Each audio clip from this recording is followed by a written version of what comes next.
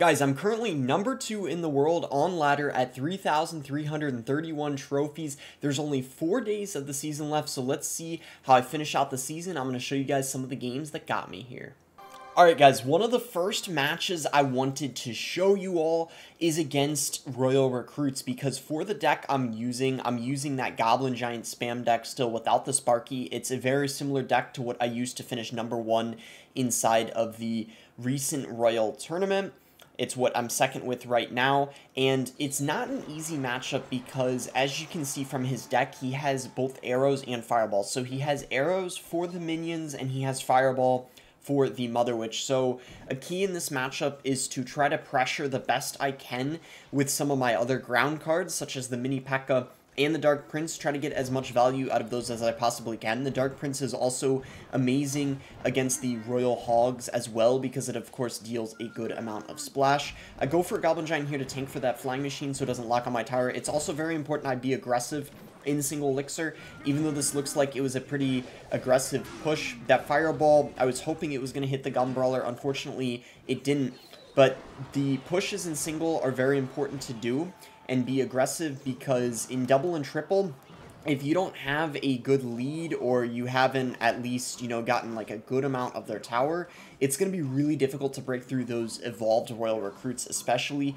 The thing that really helped me out is he hasn't used the Royal Recruits yet, and the Royal Recruits are very obnoxious for me to deal with. So I think if I had to say, his biggest mistake probably has been not using the recruits yet, because he really wants to be using those in single elixir, because then he's going to be able to get those evolved recruits ready in double, and then it's going to be a pretty difficult push for me to stop, especially when he pairs them with things like the Flying Machine, and then he like arrows my minions, because the minions are one of my only counters to them. But because he hasn't played them yet the whole match, what that has actually allowed me to do is now I have my evolved knight at the ready, and he hasn't even played his recruits yet. So this is a very solid situation for me. I just go ahead and fireball those pigs. I still have a small lead, and this is exactly what you want. So even though this is a hard matchup, in this type of situation, I was feeling pretty good. I knew I had a pretty good chance because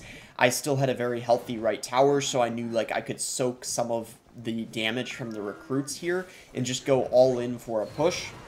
And I go for the Rage there just to help out, and the Rage is very good to use with your Goblin Giant, the Dark Prince, and the Mini P.E.K.K.A. because it just increases the attack speed, speeds everything up, makes things a lot harder for your opponent to deal with in pretty much every matchup. I feel like the Rage is a really underrated card, even after it got that rework. You know, and it's smaller, you can still get so much value out of it when you have a lot of units clumped together, especially when it's double and triple elixir and there's just more stuff on the field. That's where you're gonna really see it get a lot of value. And as you can see, even though we are in double here, we managed to defend the evolved recruits. I was worried I wasn't going to be able to, but using your Goblin Giant to tank is very helpful.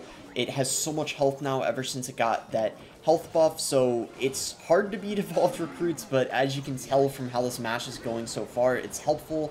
Mother Witch still getting some very good value, even though he has the fireball. I believe he stops this without that getting any damage, so that was very good defense on his end. I still am not in the clear yet, and I can't really fireball cycle in this type of matchup either, because if I cycled my fireball, he would just go all out in the opposite lane with the Royal Hogs and the Flying Machine, so I have to be very patient and essentially win this game with my Goblin Giant.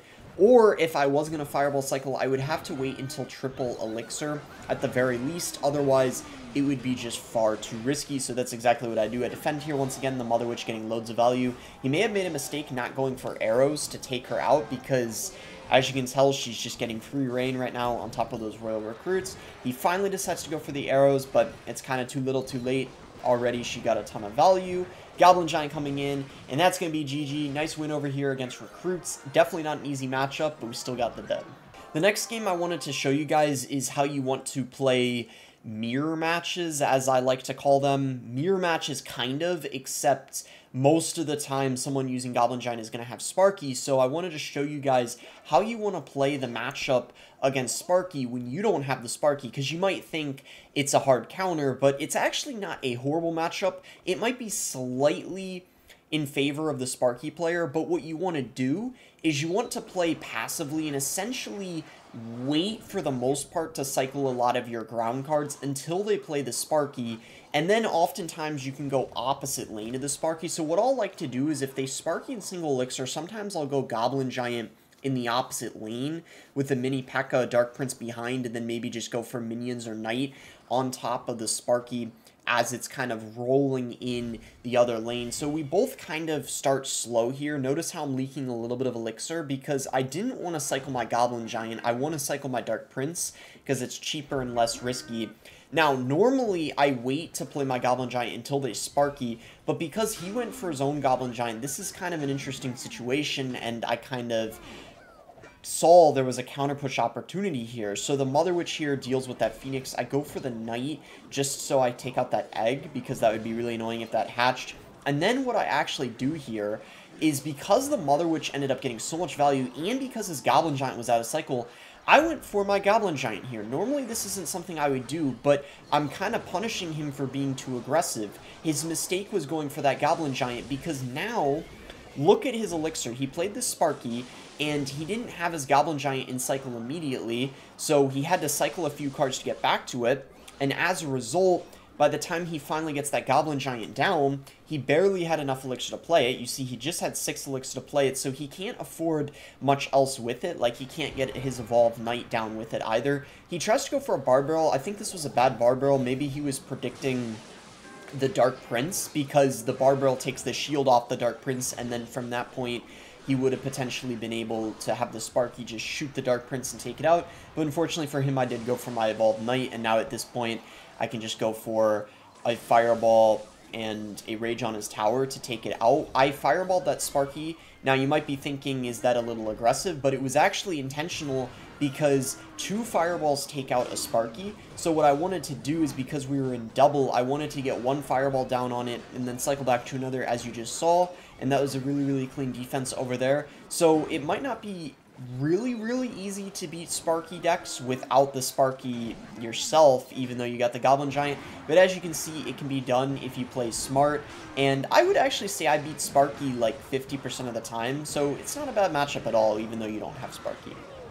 And the last game I want to show you guys, it's actually not a super long one, but I just want to show you guys it's possible to beat Bait. This was one of the games that happened a while ago. It was earlier in the day, so I think this was maybe around when I was only top... I like how I'm saying only as if, you know, top 20 or something is not that great or anything, but I think this was around when I was top 30 or 40, so it was one of the earlier games in the day to, you know, on the journey to, I guess, getting second. And if you're wondering what happened, why I didn't get first, I actually lost the game going for first, so unfortunately I wasn't able to make it happen, but maybe in the next couple days I'll get first and I can get a video out of it. But what I want to show you guys is when you're against Bait, the way to win is abusing the Mother Witch, like you just saw.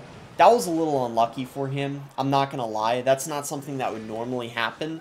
But I want to show you guys, sometimes to beat Bait, what you have to do is ignore Goblin Barrels and just try to, you know, make calculated pushes. I just want to show that match because a lot of people look at this deck and think it's like impossible to beat Bait, but I beat Bait, believe it or not, probably like 30 or 40% of the time, which I feel like is more often than I should. I want to say I probably beat Bait, yeah, like 30-35% of the time, which is pretty solid because I think it's like an 80-20 matchup for Bait.